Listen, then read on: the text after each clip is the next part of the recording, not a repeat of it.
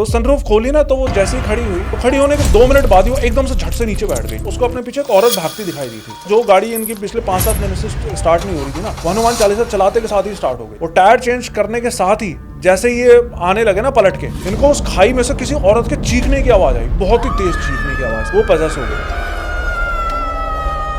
उसने अपने हाथ में एक बिल्ली ले रखी थी और उस बिल्ली को वैसे चबा चबा के खा रही थी। फेरों का टाइम हो गया तो उसने नीचे बैठे बैठे ही उसको बोला चली जा यहाँ से। और चुनरी पहनाने के 2 मिनट बाद ही ना उस लड़की का पूरा शरीर अकड़ गया। जैसे ही उन्होंने कमरे के अंदर पैर रखा, पैर रखते के साथ में इनके ऊपर अपने उनके देवता आ गए। जो लड़की मरी हुई थी उसको गर्दन से पकड़ के ही उठाया। क्यों पड़ी हुई है मेरी बेटी के पीछे, छोड़ इसको। 3 अमावस के बाद जो पहली पूर्णिमा आएगी उसको मैं इसके बेटे को मार के अपने साथ ले जाऊंगा। जय श्री राम, सलाम, सत श्री अकाल दोस्तों। मैं आपका होस्ट आर्यन चौधरी स्वागत करता हूं आपका द चेजिंग शैडो शो में। अब तक आप लोग हमारे पॉडकास्ट को बहुत प्यार दे रहे हैं, हमारी उम्मीद से ज़्यादा दे रहे हैं, उसके लिए आपका दिल से धन्यवाद। हमने हमेशा कोशिश की है कि अपने पॉडकास्ट में कोई ना कोई ऐसा खास हम गेस्ट लेके आएँ, कोई स्टोरी टेलर, कोई स्टोरी नरेटर, कोई यूट्यूब क्रिएटर, कोई साइकिक मीडियम या कोई हीलर। इसी के चलते आज हम एक ऐसा खास गेस्ट को यहाँ पे लेके आए हैं जो हमारे लिए तो बड़े भाई फिगर हैं ही हैं, पर जो भी यूट्यूब पे हॉरर कंटेंट कंज्यूम करता है वो इनके चैनल और इनसे बिल्कुल वाकिफ़ है। या यूँ बोलो कि हमने खुद ने जब शुरुआत करी इस हॉरर कंटेंट में आने की, तो जो सबसे पहले स्टार्टिंग में जो हमें कुछ महान लोग मिले उनमें से एक हमारे बड़े भाई थे। इनका चैनल हमने खुद ने बहुत टाइम से फॉलो किया है। खुद हॉरर जगत में ज़्यादा इंटरेस्ट ना रखते हुए फिर भी मैंने इनका चैनल हमेशा से देखा है। आपने भी देखा होगा I guess, Hindi horror stories. जी हाँ, मैं बात कर रहा हूँ परवीन जी की, हमारे बड़े भाई परवीन भाई की। तो देर ना करते हुए स्वागत करते हैं परवीन भैया का। कैसे हैं आप? मैं बिल्कुल अच्छा हूँ आर्यन, और बहुत बहुत शुक्रिया आपका अपने इस शो में मुझे इनवाइट करने के लिए। शुक्रिया तो हम कहेंगे कि आप आए, अपने इतना बिजी स्केड्यूल में टाइम निकाल के। दिल से सच में थैंक यू उसके लिए। नहीं, कोई बात नहीं आर्यन, मुझे बहुत अच्छा लगा आपने अपने शो पे मुझे बुलाया। और जैसे कि ऑडियंस को, अगर आप मेरे व्यूअर हैं तो आपको मेरे चैनल के बारे में पता होगा। मैं अपने चैनल पर हॉरर स्टोरीज सुनाता हूँ, पिछले कई सालों से सुनाता हुआ आ रहा हूँ। और ये सभी स्टोरीज वो होती हैं जो मेरे व्यूअर्स खुद मुझे भेजते हैं। तो एक छोटा सा डिस्क्लेमर मैं दे देता हूँ आगे बताने से पहले, जो कुछ भी हम बातें करेंगे उससे पहले, कि मैं खुद कोई साइकिक मीडियम नहीं हूँ, मैं कोई तांत्रिक बाबा नहीं हूँ, मेरे पास कोई ऐसी शक्ति सिद्धि वगैरह कुछ नहीं है। मैं एक यूट्यूबर हूँ, सिंपल यूट्यूबर हूँ।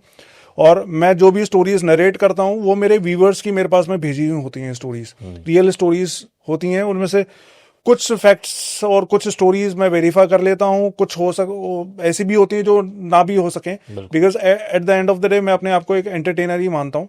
एंटरटेनमेंट के लिए मैं ये सब चीजें करता हूँ।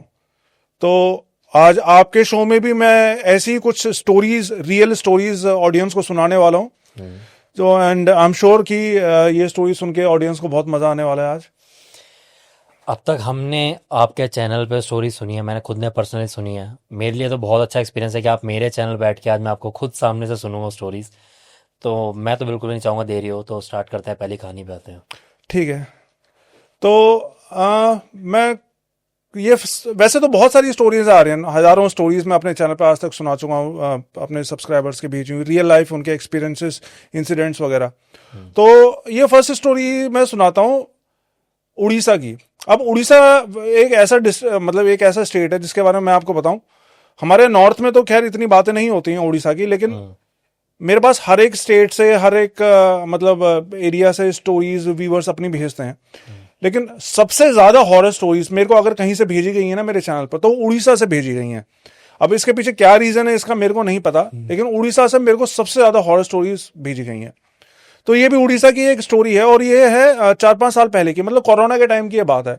मेरे ख्याल से 2020-21 का टाइम वो चल रहा था, जब पूरे कंट्री में लॉकडाउन हो रखा था कोरोना की वजह से। तो ये जो लड़का है जिसकी ये स्टोरी है, इसका नाम है सौराजीत। ये उड़ीसा में एक जगह पड़ती है भुवनेश्वर। तो ये भुवनेश्वर में अपनी फैमिली के साथ रहा करता था लड़का। 22-23 साल थी इसकी उम्र, ज्यादा नहीं थी इस लड़के की। और इसकी फैमिली में इसके मम्मी पापा और इसकी एक बड़ी बहन थी जो वहीं एक आस पास किसी हॉस्पिटल में जॉब करती थी। और इसकी एक और बड़ी बहन थी जो कि मैरिड थी, लेकिन वो अपने हस्बैंड के साथ में बेंगलोर में रहा करती थी। इसके जो जीजाजी थे उनकी जॉब थी बेंगलोर में, तो इसकी जो दीदी और जीजाजी दोनों बेंगलोर में रहते थे।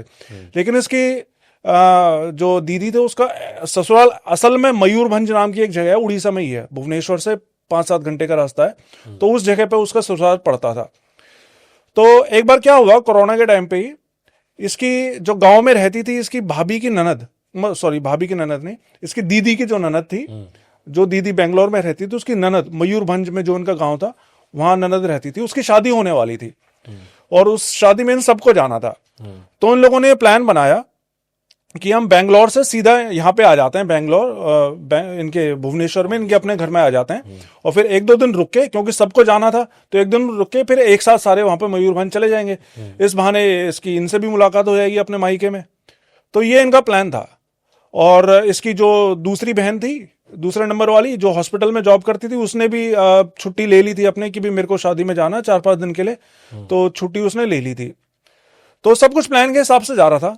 तो उस दिन इनका प्लान था अपना दोपहर के टाइम पे, क्योंकि 5-7 घंटे का रास्ता था ये बता रहा था, तो इन्होंने सोचा था कि हम जो है 11-12 बजे तक निकल जाएंगे और शाम को 7-8 बजे तक अंधेरा होने से पहले पहुंच जाएंगे, क्योंकि गर्मियों में तो इतने देर तक ही होता है अंधेरा। तो शाम को 7-8 बजे तक अपना पहुंच जाएंगे वहां पे। लेकिन फिर हुआ क्या कि चूंकि कोरोना का टाइम था तो हॉस्पिटल में उस दिन कुछ ऐसी इमरजेंसीज आ गई कि इसकी जो बहन थी वो हॉस्पिटल से निकल ही नहीं सकी।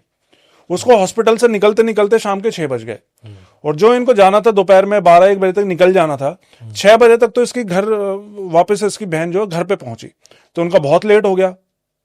तो और 2 फीमेल थी इनके साथ में, मतलब इसकी बहनें थी साथ में और इसकी बड़ी बहन के 2 छोटे बच्चे भी थे, तो काफी सारे लोग थे जिनको जाना था। तो उन्होंने ये भी सोचा कि यार अब तो लेट हो गया है और रास्ता जो है, अब वो रास्ता ऐसा था कि वो बीच जंगल के बीच से एक हाईवे था, पता नहीं हाईवे का नाम भी इन्होंने बताया था, मेरे को ध्यान नहीं कौन सा नंबर था उस हाईवे का। वो जंगल के बीच से जाता था, 3-4 घंटे का रास्ता था, तो पूरा जंगल से ही जाता था वो। तो थोड़ा सा अनसेफ तो था, लेकिन इनके साथ में प्रॉब्लम ये थी कि जो जिस गाड़ी से जाने वाले थे ना, जो इनकी अपनी खुद की गाड़ी थी, उसको ये टूर्स एंड ट्रैवल्स पे भी चलाया करते थे और अगले दिन वो और गाड़ी इनकी ऑलरेडी बुक्ड थी और उसकी एडवांस पेमेंट भी ले रखी थी इन्होंने। तो ऐसा भी नहीं कर सकते थे ये कि भाई अगले दिन हम चले जाएं, क्योंकि अगले दिन गाड़ी कहीं और जानी थी। तो इन्होंने फिर ये सोचा कि चलो कोई बात नहीं, अब देर तो हो ही गई है, एक काम करते हैं धीरे धीरे, अपना सड़कें तो खाली हैं ही, क्योंकि कोरोना के टाइम पे इतना ट्रैफिक तो होता नहीं था, तो अपना धीरे धीरे चलाते हुए हम पहुंच जाएंगे। लेकिन जब इसके फिर जीजा जी को बात पता चली कि हम रात में निकलने वाले हैं, तो थोड़ा सा परेशान हो गए। मतलब सब ये बात नोटिस कर रहे थे कि इसके जीजा जी थोड़ा परेशान है। ये लड़का पता था कि मैंने भी नोटिस किया कि मेरे जीजा थोड़ी परेशान लग रहे हैं रात में जाने के नाम से, लेकिन फिर किसी ने इतना ध्यान नहीं दिया। फिर 6 बजे तक तो पहुंची थी, फिर उसके बाद तैयार व्यार हुए, मतलब लेडीज अपना वो करती हैं मेकअप वगैरह, वो सारा करते करते इनको रात के 8-9 बज गए निकलते निकलते। 8 से 9 बजे के बीच में फिर ये अपना जो कार थी इनकी SUV 7 सीटर, उसमें निकल गए। कार में ये लड़का था सौराजीत, इसके जीजा जी, इसके दीदी और इसकी दीदी के दोनों बच्चे, 2 बच्चे थे छोटे छोटे बच्चे, 5-7 साल के, ज्यादा बड़े नहीं थे, और इसकी जो दूसरी वाली बहन, प्लस इनका एक ड्राइवर, इनकी कार का एक ड्राइवर था, डेडिकेटेड ड्राइवर।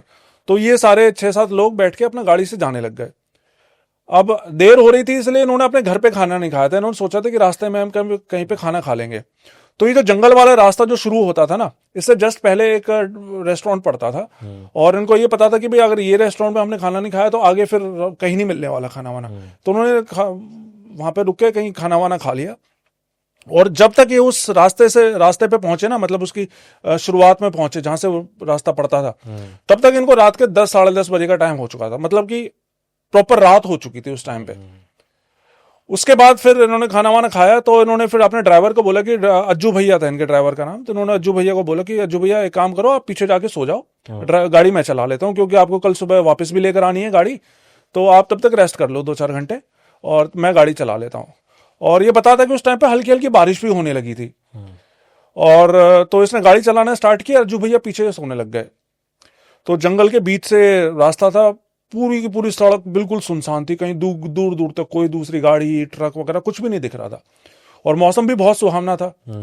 तो 15-20 मिनट जाने के बाद में कई किलोमीटर आगे जा चुके थे। तो इसकी जो बड़ी वाली बहन थी ना, वो बोली कि एक काम करो, मेरे को ना सनरूफ खोल दो, मेरे को खड़ा होना है, मेरे को थोड़ा मतलब मौसम का मजा लेना है।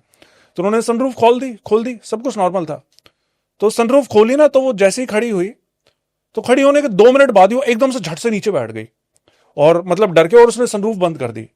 तो उन्होंने भी देखा उसको कि अरे इसको क्या हुआ, ये तो अभी कह रही थी मेरे को खड़ा होना है, मजे लेने, और एकदम से ऐसे डर के, मतलब उसका चेहरे का रंग बिल्कुल फीका पड़ गया, जैसे कि इसके साथ कुछ हुआ है। इन्होंने उससे पूछा भी, लेकिन उसने बोला कि नहीं नहीं, मेरे को ठंड लगने लग गई थी, इसलिए मैं बैठ गई, ऐसे कोई बात नहीं है। तो आराम से अपना चलाते रहे। अब वहां से फिर और ये गए होंगे 8-10 किलोमीटर बाद, तब तक जो इसके बगल में जीजा जी इसके बैठे थे, वो भी, उनकी भी आंख लग गई, पीछे अज्जू भैया, उसकी भी आंख लग गई। अकेला लड़का स्वराजीत चला रहा था, लेकिन ये थोड़ी किलोमीटर आगे गए थे, इनकी गाड़ी अपने आप बंद हो गई। अब बंद हुई तो इसके जीजा जी की आंख खुली, उसने पूछा इससे कि स्वराजीत क्या हुआ, गाड़ी क्यों रोक दी? तो उसने बताया जीजा जी गाड़ी रोकी नहीं है, गाड़ी अपने आप रुक गई, पता नहीं इंजन को क्या हुआ, इंजन अपने आप बंद हो गया इसका। इसी बीच पीछे अज्जू भैया की भी आंख खुल गई।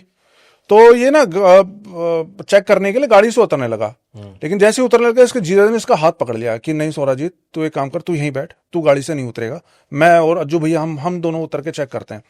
असल में इसको तो नहीं पता था उस रास्ते के बारे में, लेकिन इसके जीजा जी तो कई सालों से आ जा रहे थे उस रास्ते से, तो उनको पता था कि ये रास्ता जो है सेफ नहीं है, रात के टाइम पे यहाँ पे होती है पैरानॉर्मल चीजें, इस तरह की चीजें होती हैं, तो वो जानते थे उस रास्ते के बारे में। तो उन्होंने इसको मना कर दिया उतरने को, और वो खुद और अज्जू भैया दोनों उतर के चेक वेक करने लगे। इस बीच इसकी जो दीदी थी, जो अभी थोड़ी देर पहले सनरूफ खोल के खड़ी हुई थी, उन्होंने बोला कि तुम एक काम करो, जो वो सामने म्यूजिक सिस्टम है उसमें हनुमान चालीसा लगाओ।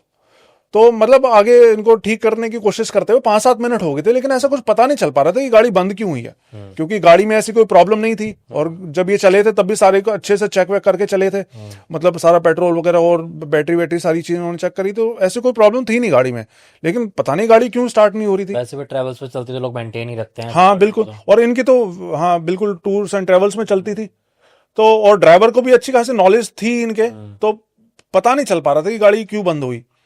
तो फिर इसकी जो बड़ी वाली दीदी थी, उन्होंने बोला कि एक काम करो, म्यूजिक सिस्टम में हनुमान चालीसा चलाओ, और उन्होंने जो है फुल वॉल्यूम में हनुमान चालीसा चला दी, और कार के सारे जो भी शीशे थे वो खोल दिए।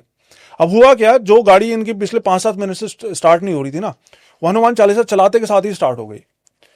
तो उस पॉइंट पे ये स्वराजीत लड़का मेरे को बताता, मतलब स्टोरी में इसने मेरे को बताया था कि मैं आपकी स्टोरी सुनता था, तो जब ये मैंने अपनी आंखों से देखा कि हनुमान चालीसा चलाने के साथ ही गाड़ी स्टार्ट हो गई, तो मेरे को ये समझ में आने लग गया था कि यहाँ पे पक्का कुछ ना कुछ पैरानॉर्मल एंटिटी है जो हमें परेशान करने की कोशिश कर रही है। और ऐसा होता है, सिर्फ इसी स्टोरी में नहीं, ऐसी बहुत सी स्टोरीज में होती है। बहुत सी स्टोरीज में कितने ही व्यूवर्स ने मेरे को ऐसा बताया कि किसी रास्ते से हम जा रहे हैं तो बाइक अपने आप बंद हो गई या कार अपने आप बंद हो गई। इस तरह की चीजें परेशान करने की कोशिश करती हैं। और ऐसा होता भी है कि आप जिस भी अपने देवी देवता को या किसी भी रिलीजन के उसको मानते हो, उसका नाम लेते हो, तो वो चीजें फिर एकदम से छोड़ भी देती हैं, वो आपकी गाड़ी स्टार्ट भी हो जाती है। तो इनके साथ भी वही हुआ, इनकी गाड़ी स्टार्ट हो गई। अब गाड़ी स्टार्ट हुई तो वो जो अज्जू भैया थे जो पीछे बैठे सो रहे थे, अब वो गाड़ी चलाने लग गए, और ये जो लड़का जो है स्वराजीत पीछे आके बैठ गया। अब इनके दिमाग में ये तो बात आई चुकी थी कि भाई ये, अब दीदी जो बड़ी खड़ी हुई थी उसको तो कुछ ना कुछ दिखा था अपनी आंखों से, लेकिन अभी बताया नहीं था, वो बाद में बताएगी उसको क्या दिखा था। लेकिन अब इन सभी को ये समझ में आ गया था कि भाई कुछ ना कुछ तो गड़बड़ चल रही है यहाँ पे। लेकिन इनको ये भी था कि भाई ये जो भी चीज हो रही है यहाँ पे, ये हमारी गाड़ी के अंदर नहीं आ सकती। जो भी है बाहर ये परेशान करेगी हमको, लेकिन हमारी गाड़ी के अंदर नहीं आएगी। इनको इस चीज का भी कॉन्फिडेंस था, क्योंकि गाड़ी में वो क्या बोलते हैं, आगे डैशबोर्ड पे वो उनके भगवान भगवान की फोटो लगी होती है ना, तो उनको ये पक्का यकीन था कि भाई जो भी चीज होगी अंदर नहीं आ पाएगी। तो वहां से फिर इन्होंने अज्जू भैया को गाड़ी दी, और इनका ड्राइवर फुल स्पीड में गाड़ी चलाने लग गया। तब तक जो है बारिश भी बंद हो चुकी थी ऑलमोस्ट, और खाली रोड पड़ी थी, तो 110-120 की स्पीड में वो फुल स्पीड में गाड़ी चलाने लग गया। लेकिन वहां से क्या हुआ, मतलब पूरा हाईवे खाली पड़ा हुआ है, और एक पॉइंट पे जाके सड़क के बीचों बीच इतने मतलब बड़े बड़े पत्थर इनको दिखाई देते हैं, और वो इतने बड़े बड़े पत्थर थे कि अगर उसके ऊपर इनकी गाड़ी चढ़ जाती ना तो गाड़ी बिल्कुल पलट जाती। तो स्पीड में तो थी, तो जैसे तैसे ड्राइवर ने उन पत्थरों से गाड़ी बचाने के लिए यूं साइड में घुमा दी, मतलब ब्रेक तो लगाई लेकिन साइड में घुमा दी। अब वो पत्थरों से बच तो गए थे, इनकी गाड़ी पलटी तो नहीं, लेकिन पीछे वाला टायर पे पता नहीं कहां से कौन सा क्या पत्थर टकराया, इनकी वो टायर फट गया पीछे वाला, और साइड में उसने घुसाई तो साइड में पेड़ वेड़ थे, झाड़ियां टाइप थी, उसमें जाके इनकी गाड़ी घुस गई और काफी दूर जाके आगे रुक गई। और जिस जगह ये रुकी थी ना उनकी गाड़ी, उससे मुश्किल से 5-7 कदम आगे एक खाई थी, बहुत ही गहरी खाई। तो ये बताता है कि उस टाइम पे तो हमारी डर के मारे ऐसी हालत हो गई थी, क्योंकि दूर दूर तक कहीं कोई नहीं, कोई इंसानी आबादी नहीं, और इनके साथ में लेडीज भी, बच्चे भी, और ऐसी ऐसी भूतियां चीजें इनके साथ में हो रही। तो इनकी तो डर के मारे हालत खराब हो गई वहां पे। अब एक गाड़ी भी नहीं निकाल सकते थे वहां पे, क्योंकि टायर फट गया था पीछे वाला। तो इन्होंने ये फैसला किया कि जो दोनों लेडीज हैं ये दोनों अंदर ही बैठेंगी, बच्चे अंदर बैठेंगे, और हम तीनों जाके बाहर जाके गाड़ी का टायर बदलते हैं। फिर ये तीनों उतरे गाड़ी से, और तब इन्होंने देखा था कि भाई आगे जो है 5 कदम आगे इतनी गहरी खाई है। तो फिर उन्होंने जैसे तैसे सबसे पहले फिर उतर के इन्होंने सबसे पहले जो काम किया वो था कि आग जलाई इन्होंने, क्योंकि इनको ये लग रहा था कि जंगल का इलाका है, क्या पता कोई जंगली जानवर या कोई पैरानॉर्मल एंटिटी हमारे ऊपर अटैक कर दे। तो सबसे पहले इन्होंने आसपास से झाड़ियां वाड़ियां इकट्ठा करके वहां पे आग जलाई। फिर जब आग जली, लकड़ियां वकड़े इकट्ठा करके, तो आग जलने के बाद में इनको थोड़ा सा रिलीफ महसूस होने लग गया, थोड़ा सा इनका डर भी कम हुआ। फिर उसके बाद में फिर इन्होंने जैसे तैसे अपना जैक वैक, वो सारे टूल्स थे इनकी गाड़ी में, इन्होंने अपना टायर बदला। इस बीच इसकी बड़ी वाली बहन भी आके आग के सामने खड़ी हो गई थी, क्योंकि गाड़ी में उसको भी अजीब सा लग रहा था। अब उसने देखा तो कुछ था, लेकिन वो बता नहीं सकती थी किसी को, क्योंकि बाहर बाकी सब डर जाएंगे। असल में उसने देखा ये था, जब वो सनरूफ में खड़ी थी ना, तो उसको अपने पीछे एक औरत भागती दिखाई दी थी। ये इसने किसी को नहीं बताई थी, ये लास्ट में बताती है ये बात। तो वो तो बहुत ही ज्यादा डरी हुई थी इसकी सबसे बड़ी वाली बहन, लेकिन ये तब तक इसने किसी को कुछ नहीं बताया। उसके बाद फिर उन्होंने जैसे तैसे अपना वो टायर चेंज किया, और टायर चेंज करने के साथ ही जैसे ये आने लगे ना पलट के, इनको उस खाई में से किसी औरत के चीखने की आवाज आई, बहुत ही तेज चीखने की आवाज। और ये आवाज ऐसा नहीं कि किसी एक को आई थी, सबको ये आवाज सुनाई दी थी। इसका मतलब इनका कोई वहम भी नहीं था, क्योंकि सबको आवाज सुनाई दी थी। तो उन्होंने सबने एकदम से ऐसे वैसे देखा कि अरे ये आवाज कहां से आई, और सब एकदम से घबरा गए। फिर जल्दी से सारे के सारे सब उसमें बैठने लग गए गाड़ी में। लेकिन जैसे ही गाड़ी में बैठे ना, फिर से इनको एक और औरत की आवाज आई। और पहली वाली जो आवाज थी ना, वो तो सबको खाई के अंदर से आई थी, लेकिन इस बार जो आवाज आई ना, वो सबको अलग अलग डायरेक्शन से आई। किसी को पेड़ के ऊपर से आई, किसी को ऐसा लगा जैसे खाई के नीचे से आई हो, किसी को इस तरफ से, किसी को उस तरफ, सबको अलग अलग डायरेक्शन आई। लेकिन जो आवाज बात सुनाई दी इनको, वो सबको सेम बात सुनाई दी। वो किसी औरत की आवाज थी, और इसने उनसे बोला कि ये मुर्गा और ये लाल साड़ी मुझे भी देकर जाओ। तो ये मुर्गा और लाल साड़ी की बात सुन के तो इनको तो एकदम से इनकी तो हालत खराब हो गई। अब ये लड़का बताता है कि हाँ, इनके यहाँ पे उड़ीसा में ऐसा ट्रेडिशन होता है कि जिस लड़की की शादी होने वाली होती है ना, तो उससे ये पूछा जाता है कि तेरे को क्या चाहिए गिफ्ट में हमारी तरफ से। मतलब इसकी बहन का ससुराल था, इसकी बहन का मायका था, तो मायके वालों की तरफ से कुछ दिया जाता है। तो बाकी सारी चीजें तो थी उनके पास में, ज्वेलरी वगैरह, कपड़े वगैरह तो लेकर जा रही थे, लेकिन वो खाने की चीजें भी मांगती हैं उससे। तो इसकी बहन की ननद ने इनसे खाने में चिकन और एक कोई काकोरी पीठा होता है, कोई उड़ीसा की डिश होती है, ये चीज मांगी थी। तो ये अपने साथ लाल साड़ी, उसके लिए काकोरी पीठा, मिठाई होती है कोई, और चिकन बनाकर लेकर जा रहे थे। और ये बात उस औरत को पता चल गई थी जो जिसकी आवाज इनको सुनाई दी थी। वो इनसे मांग रही थी कि ये मेरे को भी देकर जाओ। तो तब इनको लगा कि यार ये तो वाकई में हम किसी बड़ी मुसीबत में फंस गए हैं, ये तो नॉर्मल चीज नहीं है। लेकिन फिर इन्होंने जैसे तैसे जो है भगवान का नाम लिया। अब इनके साथ में प्रॉब्लम ये थी कि ये इतना आगे आ गए थे कि पीछे भी नहीं जा सकते थे, और आसपास कोई इंसानी बस्ती भी नहीं थी। जो वहां पे सबसे नजदीक गांव जो पड़ता था, वो भी ऑलमोस्ट 8-10 किलोमीटर वहां से दूर था। लेकिन इनके पास ज्वेलरी, पैसा, लेडीज थी, तो ऐसे किसी अनजान के घर में भी नहीं जा सकते थे। तो इन्होंने फिर यही फैसला किया कि चलो जैसे तैसे भगवान का नाम लेते हुए हम जाएंगे, आगे जाएंगे। अब क्या हुआ, इन्होंने गाड़ी चलाना स्टार्ट करी। गाड़ी चलाते चलाते मुश्किल से 15-20 किलोमीटर आगे गए होंगे। इनको हाईवे के बीच में 2 औरतें खड़ी दिखाई दी। मतलब जा रही है गाड़ी अंधेरे में, हेडलाइट की रोशनी में इनको सामने 2 औरतें खड़ी दिखाई दे रही हैं, गाड़ी फुल स्पीड में। और वो 2 औरतें ऐसी थी, उन दोनों ने साड़ियां पहनी हुई हैं। एक औरत के बगल में एक छोटी बच्ची खड़ी हुई है 10-11 साल की, फ्रॉक पहन के, उसका हाथ पकड़ के। और जो दूसरी औरत थी उसने गोद में एक छोटा बच्चा पकड़ा हुआ है।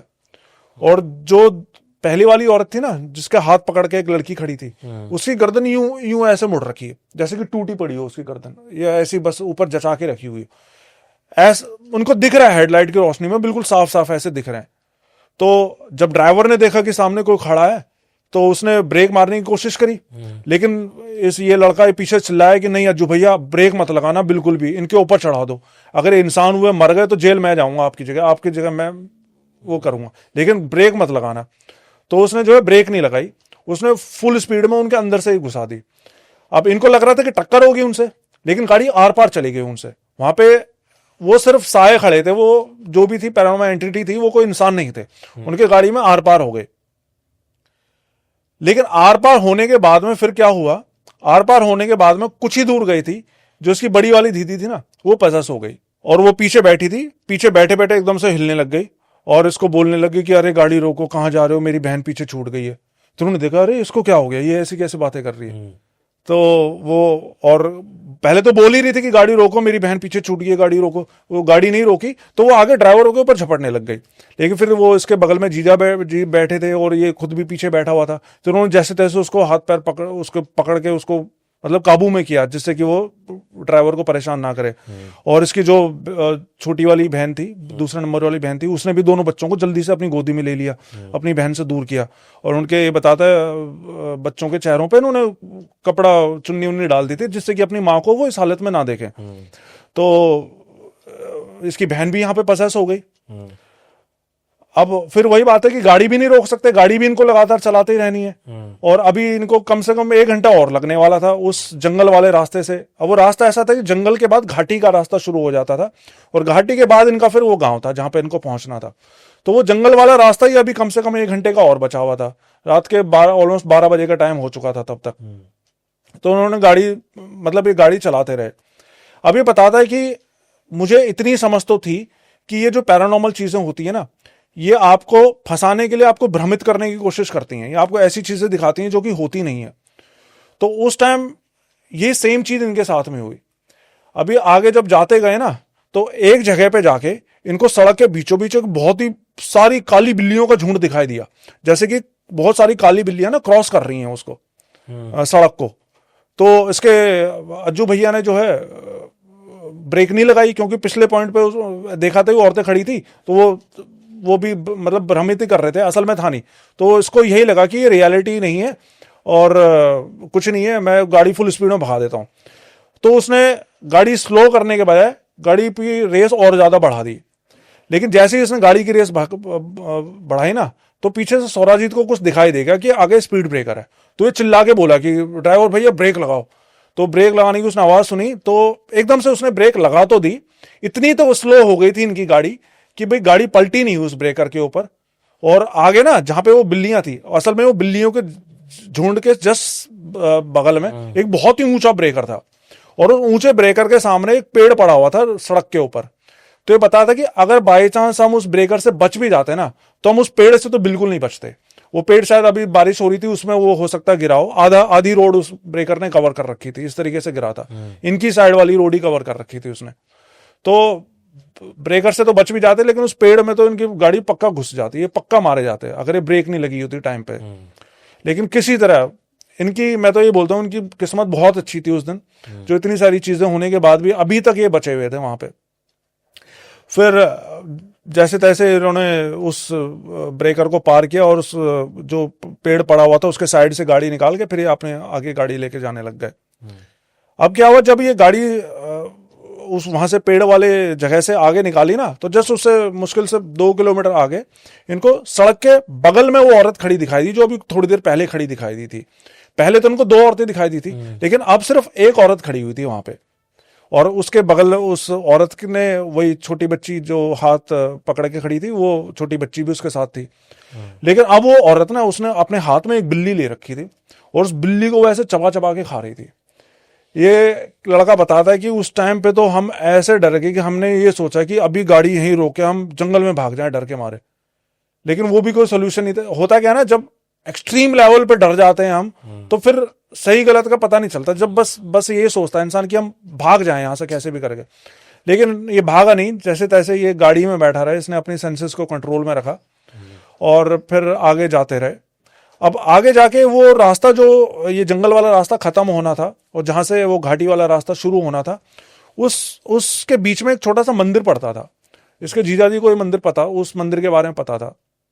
तो उसके जीजा जी ने से बोला कि एक मंदिर पड़ेगा रास्ते में, हम उस मंदिर में माथा टेक के जाएंगे पक्का। तो उन्होंने बोला कि ठीक है।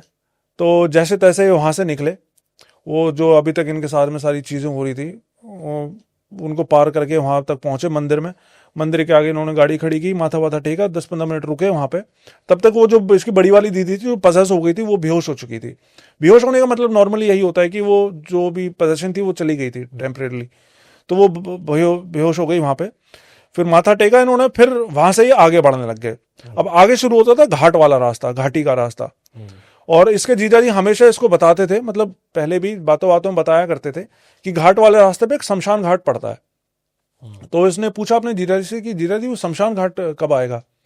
तो उसने बोला कि आगे जाके एक पुल पड़ेगा और उस पुल के बाद वो शमशान घाट पड़ेगा। तो उसने बोला ठीक है। फिर ये जाने लग गए आगे। तो आगे वो जो पुल था ना जिसके बाद वो शमशान घाट पड़ता था, उस पुल के जस्ट बगल में बताता है कि वहां पे जुड़वा बरगद का पेड़ था। एक जुड़वा मतलब 2 बरगद के पेड़ जो आपस में जुड़े हुए थे। तो जैसे ही उस जुड़वा बरगद के पेड़ के साथ में निकली ना इनकी गाड़ी, तो इनका जो ड्राइवर था जो गाड़ी चला रहा था उसने एकदम से भी देखा, अरे ये क्या चीज है, मतलब साइड में कुछ चीज उसको दिखाई दी, बरगद के पेड़ के ऊपर कोई बैठी हुई। तो इसके जो जीजा थे उन्होंने उसको बोला, अरे उस तरफ मत देखो, बिल्कुल ध्यान मत दो उस तरफ, गाड़ी चलाओ चुपचाप से। तो उसने एकदम से देखा और फिर उसको अनदेखा करके अपना गाड़ी चलाने लग गया। और आगे फिर वो शमशान घाट भी आया, लेकिन वहां पे कुछ हुआ नहीं है ऐसा। असल में इस ड्राइवर को उस बरगद के पेड़ के ऊपर कोई एंटिटी बैठी दिखाई दी थी, जो कि बाद में पता चलती है कि वो क्या थी। बाद में बताऊंगा उसके बारे में क्या दिखाई दिया था। तो अब ऑलमोस्ट 90% उन्होंने रास्ता कवर ही कर लिया था अपना।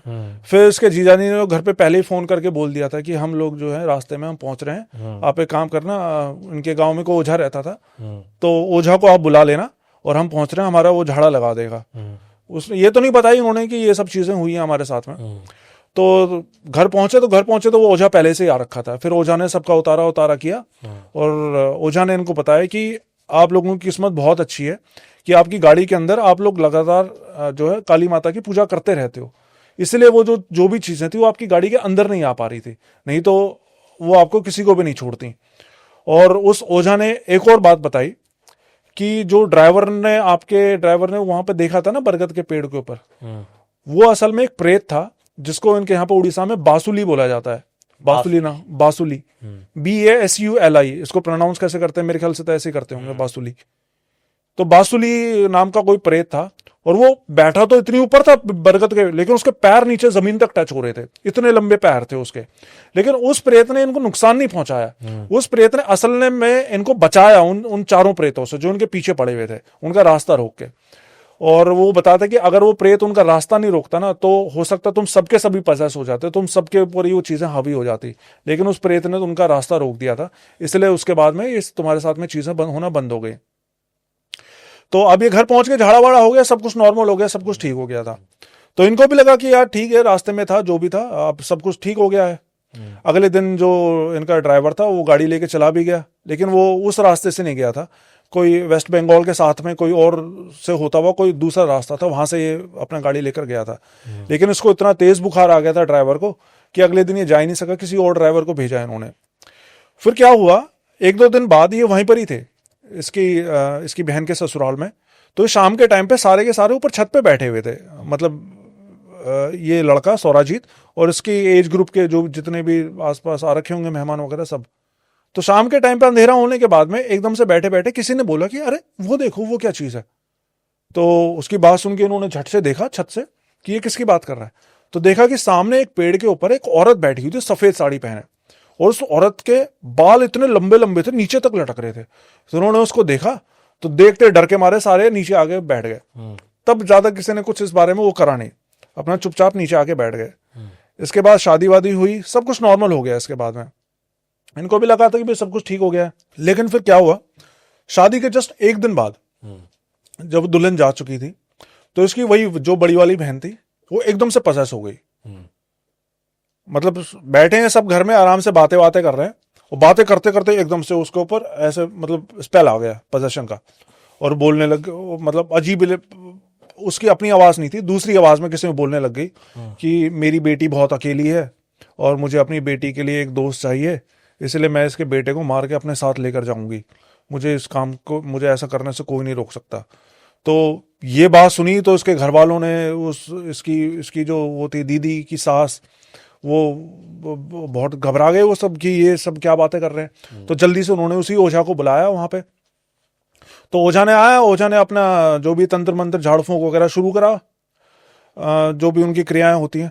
लेकिन वो एंटिटी जो थी इस औरत की, वो इतनी ताकतवर थी, इतनी शक्तिशाली थी, उसने ओझा के बाल पकड़ के उसको कई थप्पड़ लगा दिए। लेकिन फिर जैसे तैसे ओझा ने एक झोला ले रखा था, उसमें कुछ उसने अपनी वो राख थी और एक माला थी, वो उसने माला उसके गले में पहनाई थी, उसकी दीदी के गले में पहनाई, और जल्दी से जमीन पे एक गोला बनाया मंत्र वंत्र पढ़ के, और उसकी दीदी को उस गोले में बिठा दिया। और तब जाके जो है वो थोड़ा सा शांत हुई। मतलब ये नॉर्मल नहीं हुई थी, पोजेशन नहीं गई थी इसकी, लेकिन थोड़ा सा शांत हुई। वो जो इसको मार वार रही थी, सबको मारने को दौड़ रही थी, वो थोड़ा सा शांत हो गया। फिर उसने बताया, इसकी बहन के अंदर जो भी आत्मा आ गई थी, उसने ये बोला कि अभी तो मैं जा रही हूं, लेकिन 3 अमावस के बाद जो पहली पूर्णिमा आएगी, उसको मैं इसके बेटे को मार के अपने साथ ले जाऊंगी, और तुम में से चाहे जो मर्जी कोई भी कुछ करना चाहो वो कर लेना, कोई बचा नहीं पाएगा इसको। तो ये बात सुन के तो सब रोने लग गए, इसकी सास और उसके मतलब बच्चे के दादा दादी वगैरह सब लोग रोने लगे। ये ऐसे कह रही कि हमारे जो है बच्चे को मार के ले जाएगी।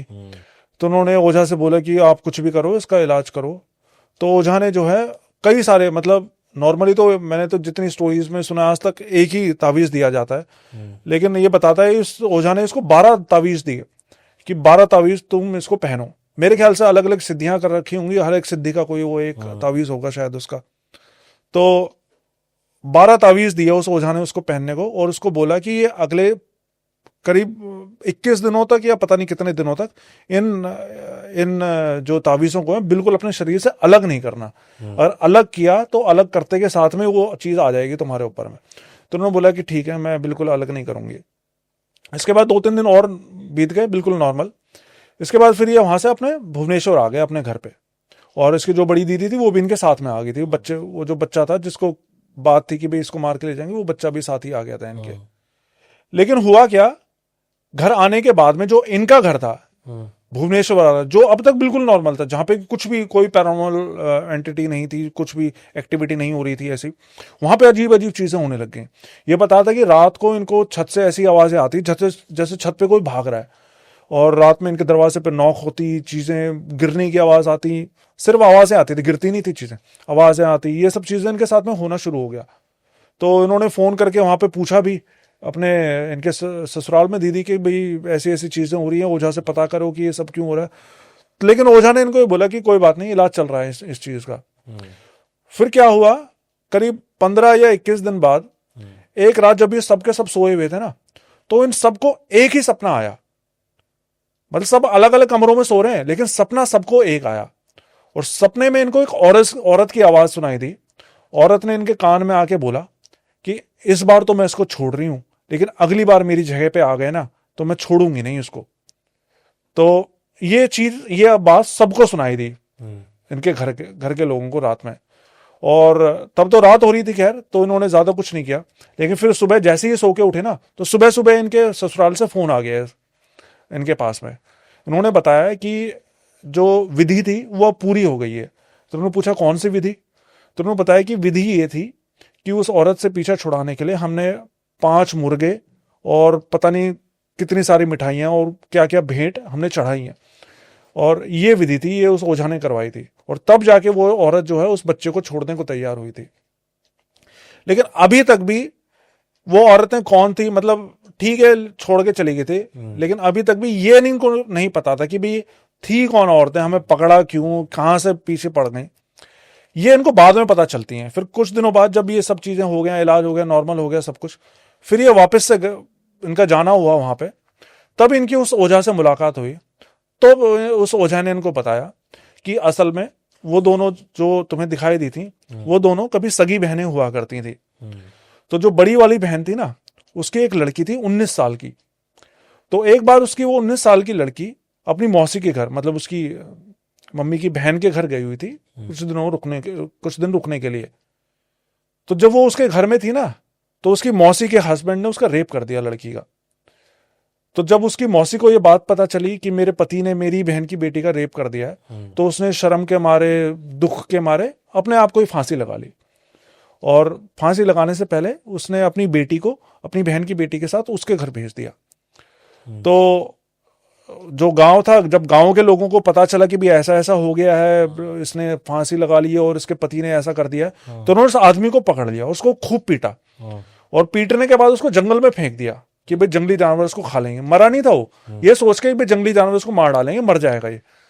लेकिन उस हैवान की किस्मत ऐसी थी कि वो मरा नहीं, बच गया वो जिंदा। और जिंदा बचा तो उसको पता चला कि मेरी बेटी और जो है इसकी बेटी वहां पर उसके घर गई हुई है, तो वहीं पहुंच गया और उसने उन तीनों को कमरे के अंदर बंद करके आग लगा दी उन तीनों को। वो तीनों बेचारे वहीं की वहीं जल के मर गई। और उस दिन के बाद से एक तो वो बहन प्लस ये दोनों बहनें और इनके दोनों बेटियां, इन चारों की आत्माएं उसी जगह पे भटकती हैं। और ये वही जगह थी जहां पे इनकी फर्स्ट टाइम गाड़ी वो हुई थी, बंद हुई थी। वही जगह थी जहां से इनके ये पीछे लगी थी। तो ये थी ये पूरी स्टोरी कि ये एक सिंपल सा रास्ता, जो उनका रास्ते तो पता नहीं ना जाने कितनी गाड़ियां आती हैं उस रास्ते पे, तो रोज ही जाती होंगी। तो वो एक छोटा सा रास्ता इनके लिए कितना भूतिया रास्ता बन गया था उनके उस रात। तो ये थी ये पूरी स्टोरी आर्यन।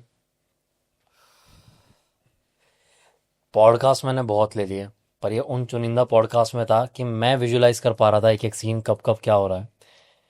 आप समझ गए होंगे आपके हमने क्यों बोला कि ये लेजेंडरी और उनमें से हैं। ये होता है अनुभव। मुझे तो सच में बहुत पसंद आई है। अब कहानी बोलो, किसी का लाइफ इंसिडेंट बोलो, वो तो जिसके साथ बीती है वही ज़्यादा अच्छे से बता सकता है। सुनने वाले अगर कहानी की तरह सुन रहे हो तो भी सीख तो मिल ही जाएगी आपको।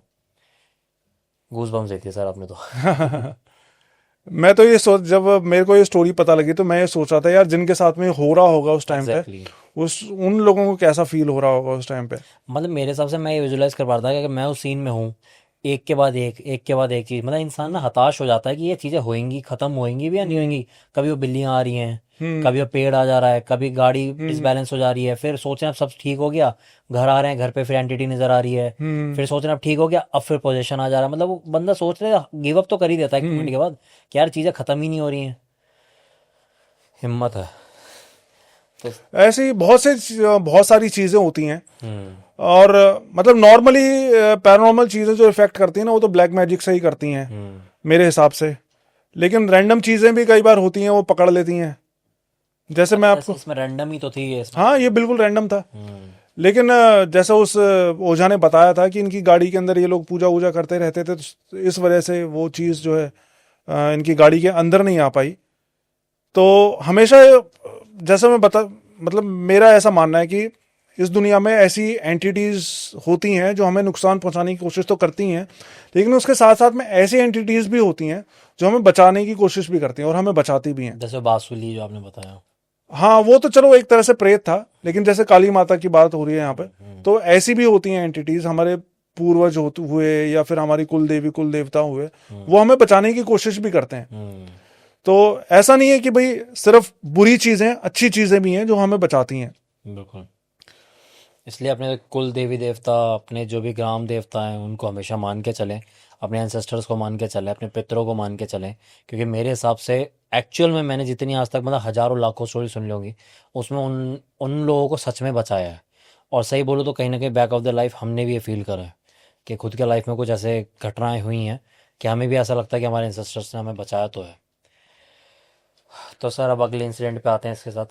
चलो मैं 2-3 स्टोरीज और सुनाता हूँ आपको, लेकिन ये वाली स्टोरी जो मैं अभी बताता हूँ आपको, ये हो सकता है आपको थोड़ी बहुत अजीब लगे, लेकिन ऐसी चीजें भी होती हैं। मैंने तांत्रिकों से, जैसे मैं बहुत से, ऐसा तो नहीं है कि बहुत ज्यादा बड़े बड़े तांत्रिकों से मिलता हूँ, लेकिन मेरी होती हैं बीच बीच में, तांत्रिक लोगों से भी मुलाकातें होती हैं। तो वो भी बताते हैं कि आज की डेट में तो इतने बड़े तांत्रिक नहीं होते हैं, लेकिन किसी जमाने में बहुत बड़े बड़े तांत्रिक हुआ करते थे। और वो ऐसे ऐसे तांत्रिक होते थे कि वो रूप भी बदल देते थे इंसान का, इंसान को किसी भी रूप में बदल देते थे, कुत्ता बिल्ली कुछ भी बना दिया करते थे। ऐसी ऐसी भी शक्तियां होती थी। तो ये स्टोरी मेरे को पंजाब से भेजी थी मेरे एक व्यूवर ने। इतनी ज्यादा स्केरी नहीं है, लेकिन एंटरटेनमेंट तौर पे मैं बताना चाहता हूँ ऑडियंस को। तो ये करीब 50-60 साल पहले की बात है।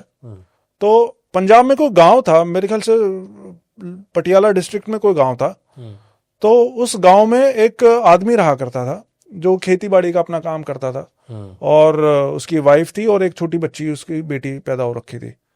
तो किसी बीमारी की वजह से एक बार उसकी वाइफ की डेथ हो गई। तो वो छोटी बच्ची थी, अब वो तो दिन में चला जाता अपना खेती पे काम वाम करने के लिए, तो बच्ची अकेली होती थी घर में। तो उसने सोचा कि बच्ची का ध्यान रखने के लिए कोई तो चाहिए, तो उसने एक दूसरी शादी कर ली। अच्छा। और उसकी सौतेली में आ गई लड़की की। लेकिन अब क्या बोलो, उन दिनों लोगों का दिमाग ही ऐसा होता था कि भाई मैं तो सौतेली हूँ, मेरी बेटी नहीं है ये, मैं इसको ऐसे अच्छी नहीं रखूंगी। तो वो उसके साथ बहुत बुरा बर्ताव करने लग गई, वो औरत जो उसकी सौतेली में आई थी। मतलब ठीक सारा घर का काम उससे करवाती लड़की से।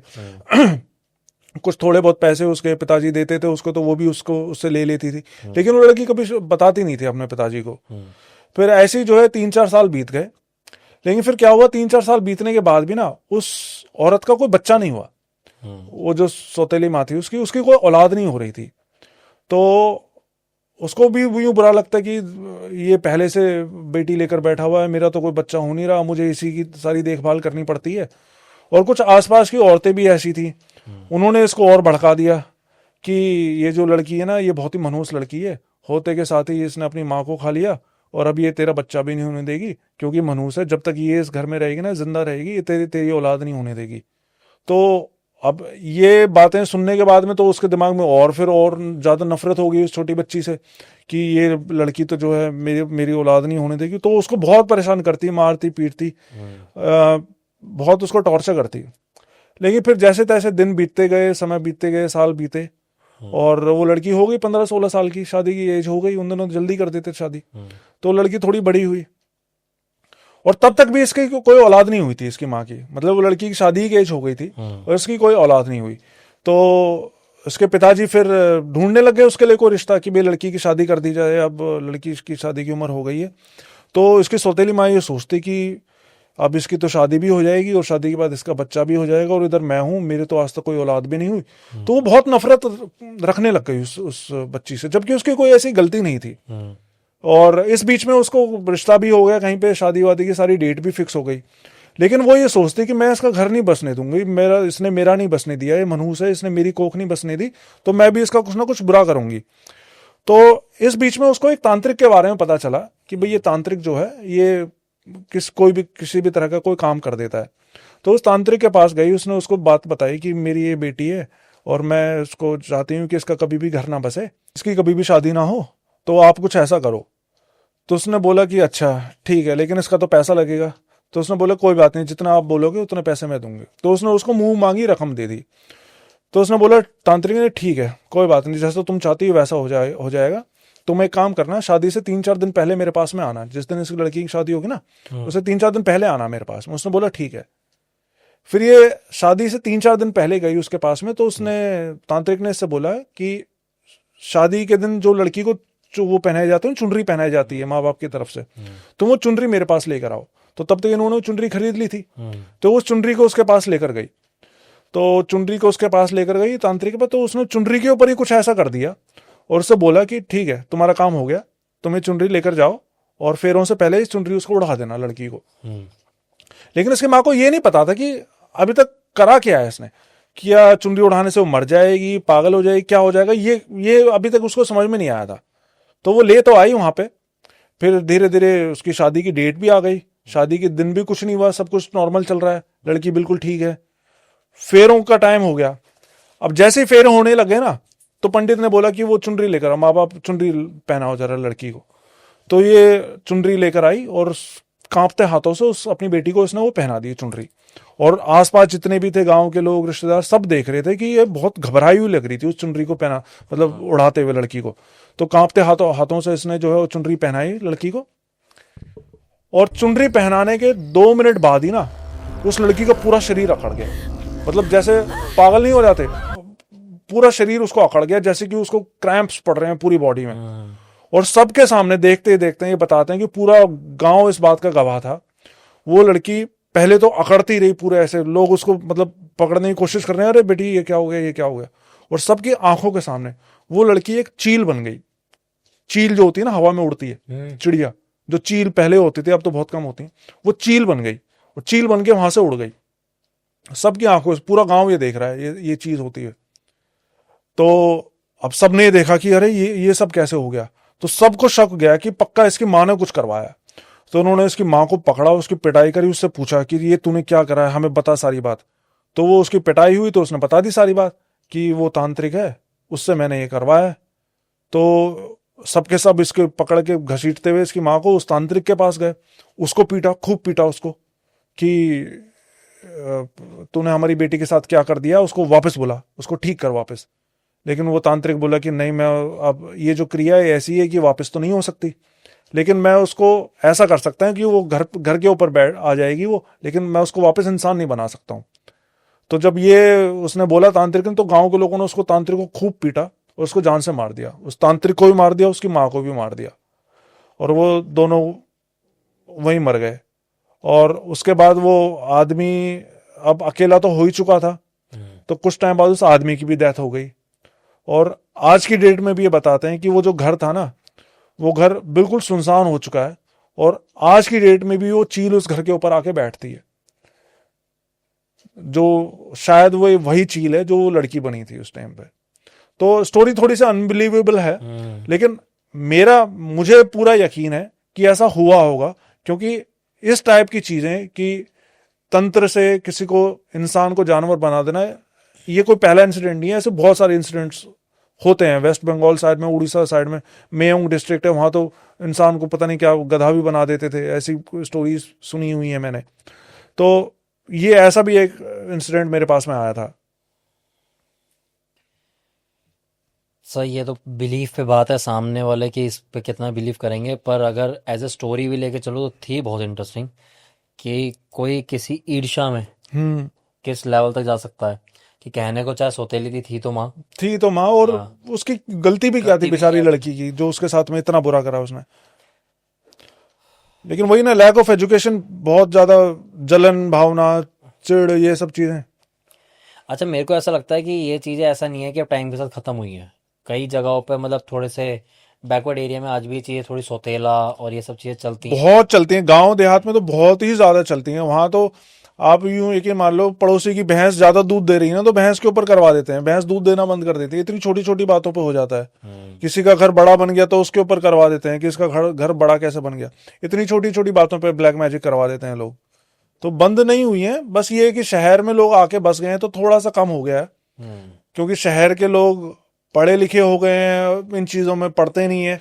प्लस शहरों में गांव की अपेक्षा तांत्रिक भी कम मिलते हैं करने वाले। और कुछ चीज़ें मेरे को लगता है लोगों से हो भी जाती है तो उसे प्रैक्टिकल रीज़न से ले जाते हैं, वो उतना बिलीव ही नहीं करते कि वो चीज़ हुई है। हाँ, ये भी एक कारण है। ब्लैक मैजिक के विक्टिम्स तो बहुत हैं, लेकिन उनको पता ही नहीं होता है कि उनके ऊपर ब्लैक मैजिक हो रखा है, उनके ऊपर पता नहीं कैसी कैसी चीजें लगी हुई हैं। खुद ही वो प्रैक्टिकल रीज़न ढूंढ लेते हैं, ऐसा हाँ, हुआ होगा वैसा हुआ होगा। जैसे मैं एक छोटी सी बात बताता हूँ। शहरों में तो किसको क्या पता कौन क्या करता है। अब हम जिस सोसाइटी में रहते थे ना, 2-3 साल पहले की बात है, तो हमारा 7th फ्लोर पे थे हम, तो हमारे जस्ट सामने एक दूसरा फ्लैट था 6th फ्लोर का। तो हमारे कमरे की खिड़की से उनके कमरे की खिड़की साफ दिखाई देती थी। तो मैं अक्सर अपने कमरे की खिड़की से देखता था कि सामने 6th फ्लोर का कई बार पर्दा हटा रह जाता था ना, तो वहां पे एक बंदा था जो रात में 1-1, 2-2, 3-3 बजे पूजा कर रहा होता था रात में। किस चीज की पूजा करता था ये नहीं दिखाई दे रहा होता था, वो बैठा हुआ दिखता था, सामने कोई चीज कुछ तो रखा होता था उसके, लेकिन वो दिखता नहीं था क्योंकि वो एंगल इस तरीके का था, सिर्फ वो बैठा हुआ दिखाई देता था। और आप यकीन नहीं करोगे, दिसंबर जनवरी की भरी सर्दी में वो सिर्फ धोती पहन के वहां पे कुछ कर रहा होता था।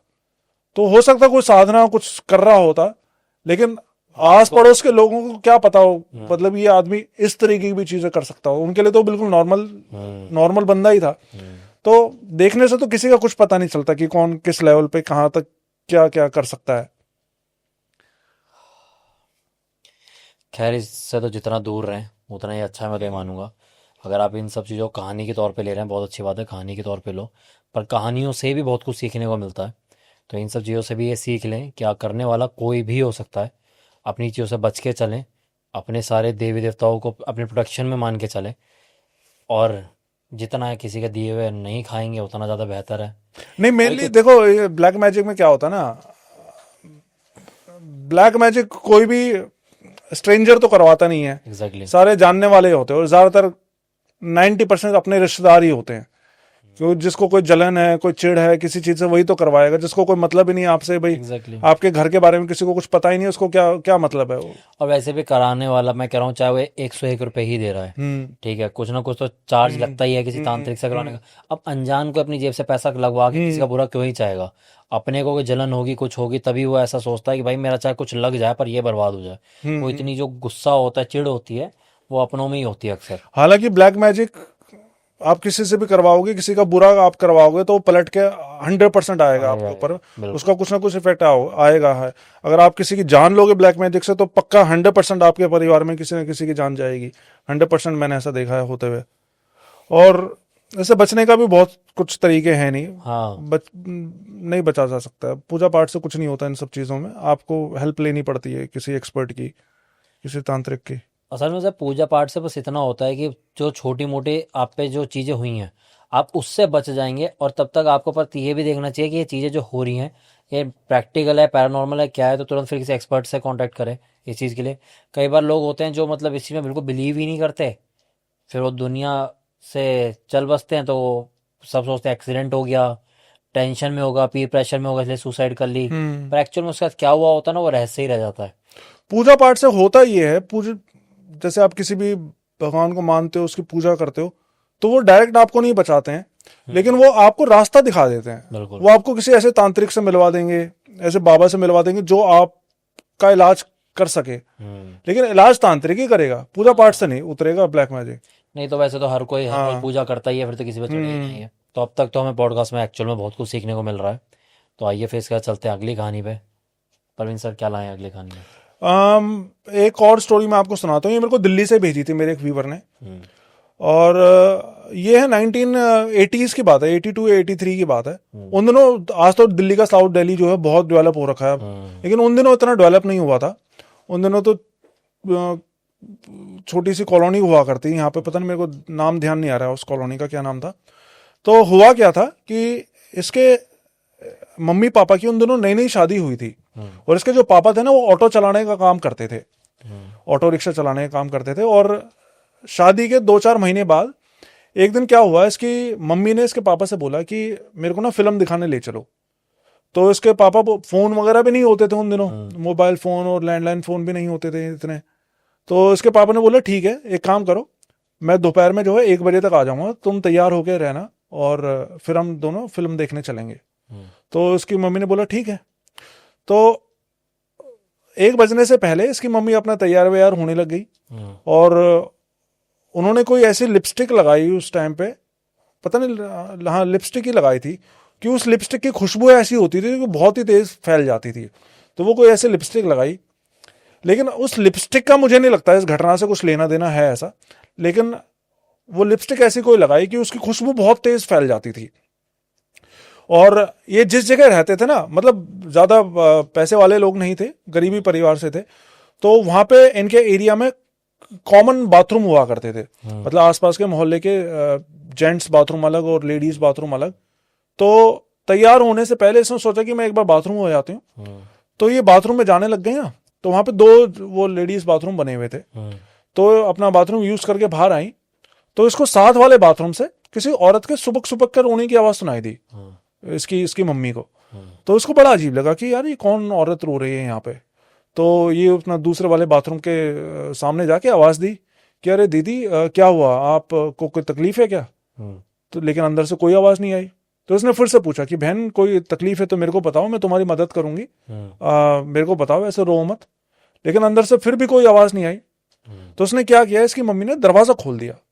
अब दरवाजा खोला तो वो अंदर से कुंडी नहीं लगी हुई थी दरवाजे की, दरवाजा पूरा ऐसे के ऐसे ही खुल गया। तो दरवाजा खुला तो उसने देखा कि अंदर एक औरत बैठी हुई है, जिसने कि लाल रंग की साड़ी पहनी हुई है, और वो यूं सर झुका के बैठी है। सर झुका के बैठी है, रो नहीं रही है, वो बस बैठी हुई है ऐसे। तो उसने उससे पूछा कि बहन क्या हो गया, तुमको कोई तकलीफ है क्या, मेरे को बताओ, किसी ने तुमको परेशान किया है तो मेरे को बताओ, मैं तुम्हारी मदद करूंगी पूरी। तो उसने नीचे बैठे बैठे ही उसको बोला चली जा यहां से। तो इसको भी बड़ा गुस्सा आया कि एक तो मैं मदद कर रही हूँ तेरी, तो उसने बोला कि मैं तो तेरी मदद के लिए पूछ रही हूँ, तू इतना इतरा क्यों रही है, नहीं करनी तो ठीक है मत कर। तो जब इन्होंने भी पलट के उससे बोला, तो उन्होंने अपना मुंह उठाया और उसका चेहरा इतना डरावना था ना, उस चेहरा, मतलब अभी तो नीचे सर करके बैठी हुई तो चेहरा दिख नहीं रहा था, लेकिन जब उसने ऊपर करा ना तो उसकी मम्मी ने चेहरा देखा, और वो कोई औरत नहीं थी, वो कुछ और ही चीज थी। ये बताती कि मैं शब्दों में बयान नहीं कर सकती उसका चेहरा कैसा था, लेकिन वो औरत नहीं थी। और वो खड़ी हुई और उसने वहीं इसकी मम्मी की गर्दन पकड़ी और उसको खूब थप्पड़ मारे और दीवारों में पटक पटक के खूब पिटाई करी, मतलब लहू लुहान कर दिया इसकी मम्मी को, और इतना मारा कि वो बेहोश हो गई इसकी मम्मी। अब चूंकि वो लेडीज बाथरूम था तो वहां पे कोई मेल की एंट्री तो थी नहीं, और इतना आना जाना भी नहीं था वहां पे लोगों का, तो पता नहीं 2-3 घंटे तक ये वहीं पर ही पड़ी रही। और बाई चांस की बात है कि इसके हस्बैंड को जो 1 बजे आ जाना था, उनको भी कुछ सवारी वारी कोई मिल गई तो उनको भी 1-1.5 घंटा लेट हो गया। लेकिन इस बीच में आसपास की कोई लेडीज वहां पे आई होगी तो उसने देखा कि ये तो यहाँ पे बेहोश पड़ी हुई है, तो उसने शोर मचाया। तो पास में ही जहाँ पे इनका घर था खुद का, जहाँ पे दोनों हस्बैंड वाइफ रहते थे, उनके पास में ही इसके उसका जेठ का भी घर था। तो उनको बुलाया, इसके जेठ जेठानी आए और इनको जैसे तैसे जो है घर पर लेकर गए, लेकिन ये बेहोश हो रखी थी, होश में नहीं आ रही थी। फिर कुछ देर बाद इनके हस्बैंड आए, मतलब जिस लड़के ने स्टोरी भेजी है, इसके पापा आए अपना ऑटो लेकर, तो उन्होंने देखा कि ये तो अंदर बेहोश पड़ी हुई है। लेकिन इन्होंने जब अपनी चेहरे की तरफ देखा ना अपनी वाइफ के, तो बताते हैं कि चेहरा, ये तो पता चल रहा था कि वही है, लेकिन चेहरे से देखने से ऐसा लग रहा था कि ये तो कोई और ही इंसान है, मतलब ये वो है ही नहीं, चेहरे से कुछ और ही झलक आ रही थी, हाव भाव बदल गए थे मतलब। हाँ, हाव भाव तो, बॉडी तो, एक्सप्रेशन तो बदल ही गए थे, लेकिन देखने से ही पता चल रहा था कि इसके अंदर कोई और चीज आ गई है। तो उन्होंने बहुत कोशिश करी, उसको डॉक्टर को भी दिखाया, डॉक्टर ने आगे सुई वुई लगाई। उन दिनों तो डॉक्टर क्या इलाज करते होंगे, 80s की बात है। तो डॉक्टर ने अपने सुई वुई दी उसको, और उसके बाद वो भी चले गए। तो ये बताते हैं कि उसके बाद अगले करीब 2.5 दिन तक ये बेहोश ही पड़ी रही, 2.5 दिन तक ये उठी नहीं, ना इन्होंने कुछ खाया ना कुछ पिया। इस बीच में इसके जो नाना थे, मतलब इस लेडीज के जो मायके वाले थे, उन तक भी खबर पहुंचाई इन्होंने कि भाई जो है उसको पता नहीं क्या हो गया, बेहोश है, वो 2.5 दिन से उठ ही नहीं रही है। तो इन्होंने खूब इलाज करवाया, लेकिन वो उसको कुछ हुआ नहीं। तो इसके मायके वालों ने बोला कि तुम एक काम करो, कैसे भी करके उसको यहाँ पर लेकर आओ, हम उसका इलाज करवाते हैं। तो इस लेडीज के जो 2 भाई थे, सगे भाई, वो भी आ गए इनके यहाँ पर लेने के लिए। और फिर इसके जो हस्बैंड थे, जो ऑटो चलाते थे, उन्होंने वो ऑटो में आगे बैठे और दोनों भाई उसको लेकर पीछे बैठने लग गए। लेकिन तभी मौसम बहुत तेज खराब हो गया, बहुत तेज बारिश होने लग गई। तो उन्होंने सोचा कि भाई अब थोड़ी देर वेट कर लेते हैं, लेकिन बारिश रुकने का नाम ही नहीं ले रही थी। लेकिन फिर उन्होंने लास्ट में फैसला किया कि चाहे कुछ भी हो जाए, हम यहाँ से चलते हैं। तो उसी भरी बारिश में ही इन्होंने अपना पीछे बिठाया, उसके हाथ पकड़े दोनों उसके भाइयों ने, और फिर घर लेकर आए।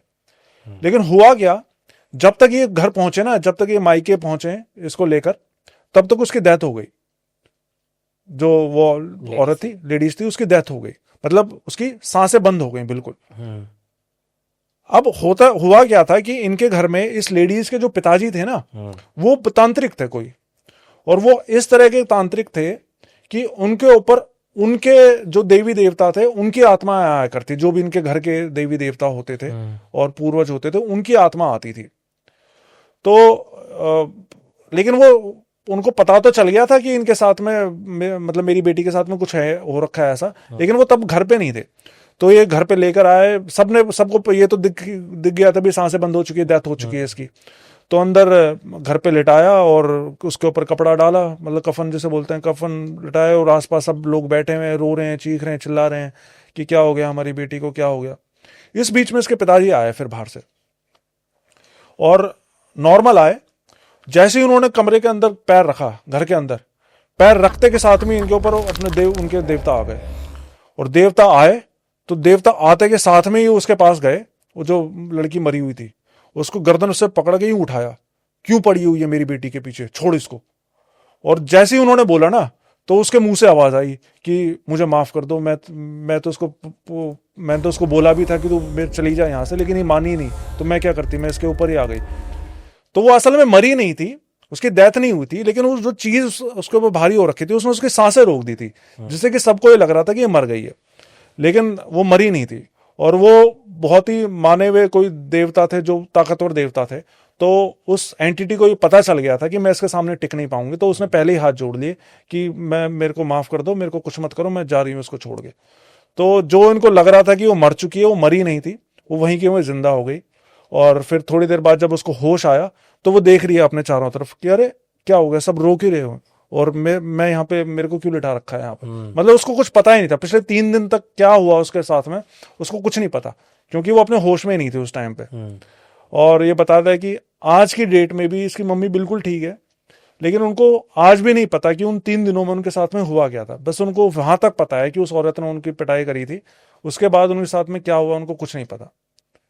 तो ऐसा ऐसा भी होता है कि ये चीजें जो हैं सांसें तक रोक देती हैं, जिससे कि दुनिया को ये लगे कि ये मर गया है, लेकिन असल में उसकी उसकी जान होती है अंदर, शरीर के अंदर। और वो बाद में फिर उसको मार देते हैं, जला देते हैं। बहुत सारे ऐसे केसेस आते हैं कि शमशान घाट पे लेकर जा रहे हैं और एकदम से जिंदा हो गया, डॉक्टर ने डिक्लेयर कर दिया था कि डेड है, उसकी सांसें ही नहीं है, लेकिन वो जिंदा हो गया अपने आप। तो मेरे ख्याल से ये भी ऐसा ही कोई केस रहा होगा। तो ये थी ये पूरी स्टोरी। सर आज आपकी सारी कहानियाँ ऐसी है ना, सारी बॉलीवुड मूवी से भी बेटर जा रही हैं। मतलब लिटरली मैंने तो बहुत टाइम से बॉलीवुड मूवी नहीं देखी इसकी इतनी अच्छी स्टोरीज हो। मुझे तो अब तक बहुत मज़ा आया पॉडकास्ट में। लिटरली ऑनेस्टली बोलूँ तो मैंने इतने पॉडकास्ट लिए, उनमें वन ऑफ द फेवरेट रहने वाला मेरा पर्सनली। आपको कैसा लगा ये तो आप लोग कमेंट्स में ही बताएंगे। और आई होप आप कमेंट्स में इतना नाम लेने वाले हो परवीन जी का, परवीन सर का, परवीन भाई का, कि हम बहुत जल्दी इन्हें फिर दोबारा इंसिस्ट करके लाएं कि आप प्लीज़ आएँ। हमें वैसे बताने की ज़रूरत नहीं है, ये खुद अपने में इतना बड़ा यूट्यूब चैनल चला रहे हैं, फिर भी इनके यूट्यूब चैनल का जो लिंक है वो हमारे डिस्क्रिप्शन में है। इंस्टाग्राम के जो आईडी का लिंक है वो हमारे डिस्क्रिप्शन में है, आप वहाँ जाएँ, सर का पेज फॉलो करें, वहाँ पर इनका चैनल को सब्सक्राइब करें, वहाँ ढेर सारा प्यार दें। कोई क्वेश्चन है, कोई आपकी खुद के पाप बीती कहानी है तो वो बताएं, ये अपनी ज़ुबानी में अपने चैनल पर सुनाएंगे। और इतना कमेंट में प्यार दें कि हम बहुत जल्दी वापस भाई को यहाँ पर लेकर आएँ। हमारे चैनल को भी थोड़ा प्यार दें। अब तक आप हमारे चैनल पर बहुत अच्छे व्यूज़ आ रहे हैं, सब्सक्राइबर थोड़े से कम आ रहे हैं।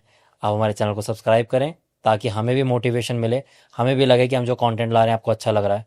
कोशिश हमारी ये रहेगी कि बहुत सारे हम ऐसे कंटेंट क्रिएटर यहाँ पे, बहुत बड़े यूट्यूबर्स, या ये बोलो कोई हीलर, साइकिक मीडियम, कोशिश करेंगे यहाँ पे कोई ऐसा एस्ट्रोलॉजर भी या फिर हम कोई ऐसे तांत्रिक भी लाएं जो कुछ ऐसी आपको तरीके बताएं कि आप पे अगर कुछ ऐसा हो गया है तो उससे बचाव कैसे किया जाए। पर इसका वैसे सबसे बड़ा बचाव तो यही है कि वक्त रहते समझ लो कि ये चीज़ें क्या हैं। अगर आप इसके अंदर कोई प्रैक्टिकल रीज़न ढूंढते रहेंगे तो यकीन माने बहुत देर भी हो सकती है। जितना आप इस दुनिया से दूर रहेंगे उतना अच्छा है, क्योंकि जितनी आप इसमें रुचि रखेंगे उतनी ही आप में रुचि रखते हैं। आप इसे कहानी के तौर पे ले रहे हैं, बहुत अच्छी बात है, पर तब भी जीवन में सीख लेते रहें। आप जिस भी धर्म से हैं, आप जिस भी मज़हब से हैं, उसको फॉलो करते रहें। आप देवी देवता, आपके कुल देवी देवता जो भी हैं उनको आप बिल्कुल फॉलो करें, पूजा पाठ करें, माता पिता का मान सम्मान करें, देश में प्यार सद्भावना बनाए रखें, हमारे चैनल को प्यार देते रहें। और फिर हम मिलते हैं अगली वीडियो के साथ। आर्यन चौधरी आज के लिए साइनिंग ऑफ।